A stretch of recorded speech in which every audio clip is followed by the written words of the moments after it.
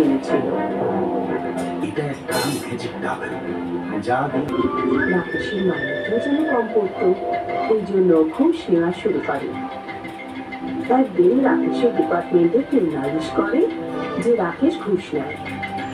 তদন্তে রাকেশ ধরা পড়ে আর একে সাসপেন্ড করে দেওয়া হয়। গৌরী আর রাকেশের এবার আফসোস হয়, দিকে তোয়ালে দিয়ে দেয়। বৌদি, দুটো ব্যাপার খেয়াল রেখো, কখনো শুকনো চুলে তোয়ালে ব্যবহার করো না, সবসময় স্নানের পরেই তোয়ালে ব্যবহার করো, আর যা দরকার তাকে সাহায্য করো। গৌরী ওদের কাছ থেকে জাদু তোয়ালে নিয়ে আসে। আর বাড়ি ফিরে ওর মাথা গরম হয়ে যায়। অশিক্ষিত কন্যারতি আমাকে পাগল ভেবেছে। ও জাদু তোয়ালের সাথে দুটো শর্ত জেনে বুঝে জুড়েছে, যাতে আমি সারাদিনে একবার জাদু তোয়ালে ব্যবহার করতে পারি, আর যাতে ওর মতো ধনী না হতে পারি।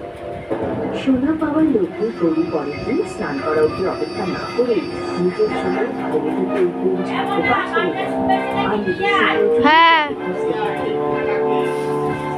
শুকনো চুলে তোয়ালে ব্যবহার করতে গৌরীর সব চুল উধাও হয়ে যায়। কত সুন্দর চুল ছিল আমার। একটা খুব সুন্দর গ্রাম ছিল, যেখানে সব সময় ফসলে মাঠঘাট ভরে থাকতো। তারই মধ্যে একখানা শম্ভু ছিল। শম্ভু 3 মাস কঠোর পরিশ্রম করত, তবেই ওর জমিতে ভালো ফসল হতো।